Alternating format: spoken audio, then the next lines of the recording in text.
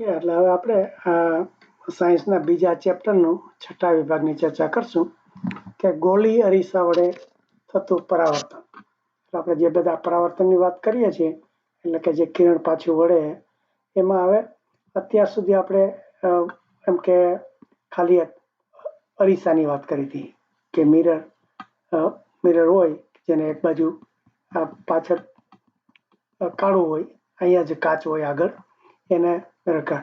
પણ જો એ અરીસો આવો સીધો સપાટ હોય એને બદલે એ ગોળ હોય તો શું થાય?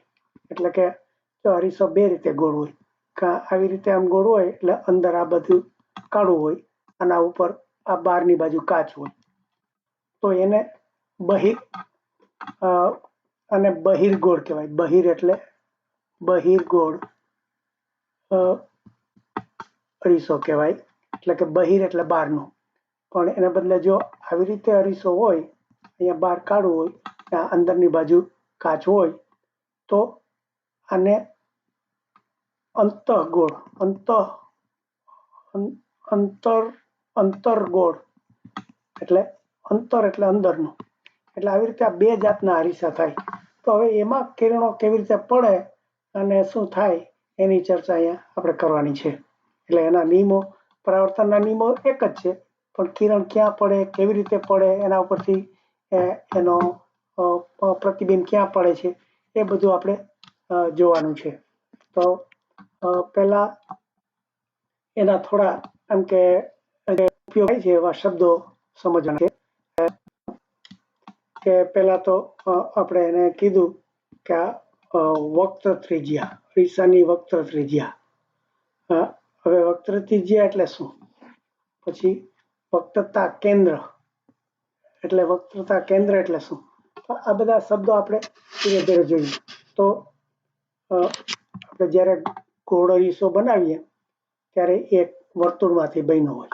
આપણે આ વર્તુળ હોય એમાંથી કાપીને એટલો કાચામ લઈએ તો આ એક અરીસો આનો બનાવ્યો હોય. ધારો કે આવી રીતે આ બહારની બાજુ હોય, અંદર કાચ હોય, તો જો આવો અરીસો હોય તો આ જે ગોળામાંથી આપણે કાપ્યો હોય ને એના, ધારો કે આ વર્તુળ છે, આ વર્તુળની આ જો ત્રિજ્યા હોય તો આ તમે એક ગોળો કાપ્યો છે એની પણ એ ત્રિજ્યા થતી હોય. એટલે જે ત્રિજ્યા થાય એનું નામ વક્ર ત્રિજ્યા.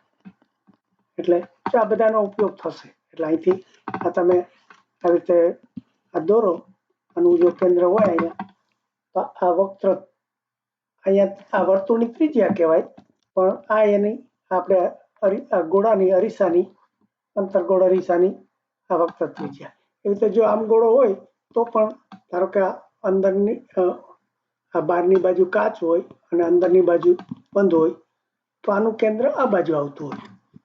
પણ તોય એ જેનું કેન્દ્ર હોય એને વક્ર કેન્દ્ર અને આપણે શું કીધું, વક્રતા કેન્દ્ર અને વક્રતા ત્રિજ્યા એવા નામ પાડ્યા છે. એટલે આ બસ આ વર્તુળ ઉપરથી વર્તુળના જે ત્રિજ્યા અને કેન્દ્ર, અહીંયા જે વચ્ચે હોય કેન્દ્ર હોય, તો આ એનું વક્રતા કેન્દ્ર છે કે જે ગોળાઈમાંથી, એટલે શું છે, જે ગોળાઈના કવચમાંથી અરીસો તૈયાર કરવામાં આવે તેની ત્રિજ્યાને અરીસાની વક્રતા ત્રિજ્યા અને ગોળાકાર કવચના કેન્દ્રને અરીસાની વક્ર કેન્દ્ર. એટલે આ કવચ એટલે આ જે પડ હોય એની ગોળાઈ, એનું જો તમે આખું વર્તુળ ઊભું કરો તો એનું જે કેન્દ્ર થાય એ એનું કેન્દ્ર. એટલે એ રીતે એનું કેન્દ્ર યાદ કર્યું. પછી આમાં બીજા થોડા શબ્દો પણ લીધા છે કે તમે આવી રીતે એનું કેન્દ્ર આવ્યું, પણ જો કે કેન્દ્ર પાછું શું કહે છે કે વક્રતા કેન્દ્ર એ ગોળાઈ અરીસાનો ભાગ નથી. એટલે કે આ ગોળાઈ અરીસો અહીંયા છે અને એનું કેન્દ્ર અહીંયા છે, એટલે કે એનો ભાગ નથી, એનાથી બહાર દૂર છે. બીજો શબ્દ છે ધ્રુવ. ધ્રુવ એટલે શું? તો કે ગોળી અરીસાની પરાવર્તક સપાટીના કેન્દ્રને અરીસાનું ધ્રુવ કહે છે. એટલે આપણે આજે જો આવી રીતે અરીસો બનાવ્યો હોય તો આજે એનું વચ્ચેનું અડધું થાય, જ્યાં અરીસાનું બરોબર અડધું, એને પી, એનો પોલ, એટલે આ રીતે એનું ધ્રુવ કહે અરીસાનું ધ્રુવ એ એનું વચ્ચેનું જે કેન્દ્ર હોય, એટલે પરાવર્તક સપાટીના કેન્દ્રને, પરાવર્તક એટલે આજે જેના ઉપરથી પરાવર્તન થાય એ પરાવર્તક સપાટી કહેવાય, અને એનું જે કેન્દ્ર હોય એટલે કે એનો વચ્ચેનો ભાગ હોય એ એનો ધ્રુવ હોય. પછી બીજો શબ્દ છે મુખ્ય અક્ષ. એટલે હવે મુખ્ય અક્ષ એટલે શું? તો કે આજે અરીસાના થ્રુ આપણે જે કેન્દ્ર લીધું ને વક્રતા કેન્દ્ર માંથી પસાર થતી કાલ્પનિક રેખાને અરીસાનું મુખ્ય અક્ષ કહે છે. અક્ષ એટલે આપણે એક્સ અને વાય, જો આપણે પેલા કોઓર્ડિનેટમાં શીખાતા ને કે આ એક્સ અક્ષ હતું, આ વાય અક્ષ હતું, એટલે એવી રીતે આપણે આ બધું માપ લેવા માટે જે દોરવું પડશે, અને એ તમે જે આ બે કેન્દ્ર આપણે શોધ્યા કે આ કેન્દ્ર છે અને અહીંયા આ ધ્રુવ છે, તો એ ધ્રુવને કાલ્પનિક, એટલે આવી કોઈ લાઈન નથી પણ તમારે ધારી લેવાનું. એટલે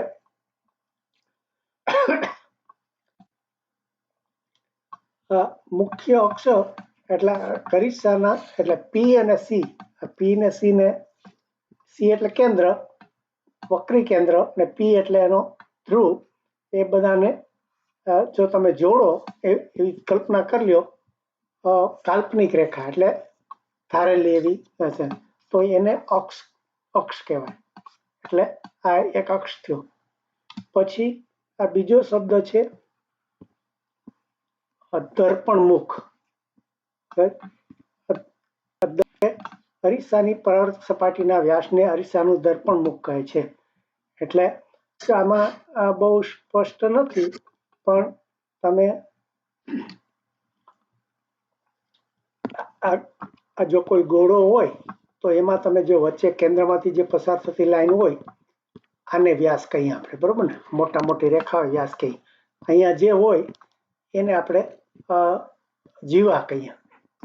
હવે જો તમે આનો અરીસો બનાવો, એટલે ખાલી એટલો ટુકડો લ્યો ગોળાઈનો, અને જો એને આ જોડો, તો આમ તો ખરેખર જીવા થાય, પણ મને લાગે અહીંયા આજે અરીસાનો ઉપરનો ભાગથી માંડીને છેલ્લું નીચેનો ભાગ જે બિંદુ છે, એને તમે જે જોડતી રેખા કરો તો એને એ કદાચ દર્પણ મુખ કહે છે. દર્પણ મુખ એટલે વ્યાસ, સપાટીનો વ્યાસ, અરીસાની પરાવર્તક સપાટીના વ્યાસને, એટલે હું માનું છું આ એનો દર્પણ મુખ. એટલે દર્પણ એટલે અરીસો, અને મુખ એટલે મોઢું. આપણે અરીસામાં જે મોઢું જોઈએ, કેવડો નાનો અરીસો છે, મોટો અરીસો આપણે જે કરતા હોય ને, એ દર્પણ મુખ કહેવાય. એટલે આ રીતે દર્પણ મુખની વાત કરી. પછી આ બીજો શબ્દ છે મુખ્ય કેન્દ્ર. તો હવે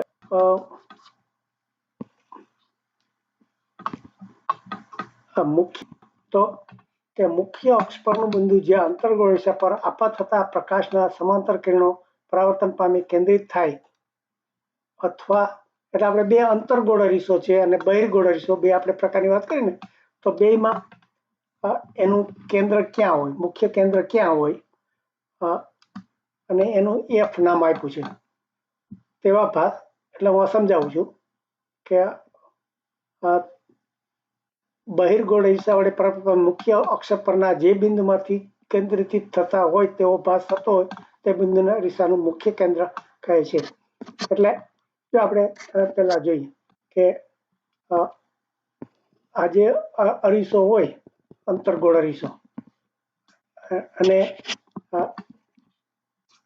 એને જો તમે આ સીધા કિરણો આના ઉપર પડતા હોય સીધા, અને પછી એ પરાવર્તન પામે, આ આપાત કિરણ કહેવાય, જે આવતા હોય એ આપાત કિરણ આવતું હોય પછી આપણને ખબર છે કે અહીંયા જે આ ગોળાઈમાં જેનો એનો લંબ દોરો તમે અહીંયાથી એટલો ખૂણો બનાવીને બધું, એટલે આવી રીતે આ થાય અને અહીંથી પણ એવી જ રીતે આ પાછું પરાવર્તન થાય. આ જે કિરણ છે આ બે સમાંતર છે. જો આ બે કિરણો સમાંતર, આપણે બે ખાલી કિરણ લીધા, આમ તો ઘણા બધા આવતા હોય પણ આપણે બે લીધા. તો આ જે એક કિરણ લીધું એ અહીંયા પરાવર્તન પામ્યું, આ એક કિરણ લીધું એ અહીંયા પરાવર્તન. આ બે જેમ કાપે એ એનું એફ કેન્દ્ર, એટલે એનું મુખ્ય કેન્દ્ર, એને મુખ્ય કેન્દ્ર કીધું. તો અહીંયા આપણે મળ્યું કે આ એક કિરણ સીધું આવ્યું, આપાત કિરણ એ આવી રીતે પરાવર્તન પામ્યું અને આ એક બીજું કિરણ છે એ અહીંથી પરાવર્તન પામ્યું. અહીંયા બે ભેગા થયા એટલે જ્યાં એ બે મળે એ એનું મુખ્ય કેન્દ્ર કહેવાય. એટલે જો આને પેલામાં સમજાવ્યું હતું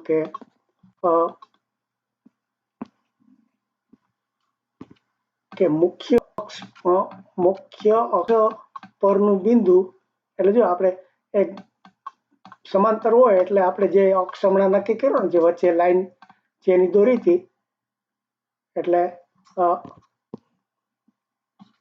આપણે આજે વચ્ચેની લાઈન એનો અક્ષ કીધો. એટલે જે કે મુખ્ય અક્ષ પરનું બિંદુ એટલે આ એફ છે એના ઉપરનું બિંદુ છે, જ્યાં અંતર્ગોળ દિશા પર આપાત થતા પ્રકાશના સમાંતર કિરણો, એટલે આપણે અંતર્ગોળ દિશાની પહેલા વાત કરે છે કે ત્યાં આપાત થતા પ્રકાશના સમાંતર કિરણો, એટલે આ સમાંતર એટલે આ બધા સીધા એકબીજાને સમાંતર હોય કિરણો. એ હજુ એક નહીં પણ આ બધા જ સમાંતર કિરણો હોય એ બધા જ કિરણો પરાવર્ત પામી કેન્દ્રિત થાય, એ બધા જ પાછા જો આ છે પણ એ અહીંયા જ આવે, આ જે આ છે એ અહીંયા જ આવે, આ પણ અહીંયા જ આવે. એવી રીતે આ બધા જ જો અહીંયા જ્યાં ભેગા થતા હોય તો એને એનું મુખ્ય કેન્દ્ર, તો બિંદુ તે બિંદુને અરીસાનું મુખ્ય કેન્દ્ર કહેવાય છે. એટલે આ અંતર્ગોળ અરીસાની વાત કરી. હવે જો બહિર્ગોળ અરીસો હોય એટલે કે અરીસો આવો હોય અને એમાં જો આવા બધા સીધા કિરણો આવતા હોય તો એ આ પાછા આવી રીતે આમ જતા હોય પણ એ ક્યાંય મળે નહીં. જો આમ દૂર દૂર જતા રહીએ, આમ બધા આમ દૂર દૂર જતા રહીએ, પણ તમે એને આમ પાછળ લંબાવો તો એવું લાગે કે ક્યાંક ભેગા થતા હશે. અને તમે આજે આમ લંબાવો એટલે અહીંયા એક એવું આભાસ થતું હોય કેન્દ્ર.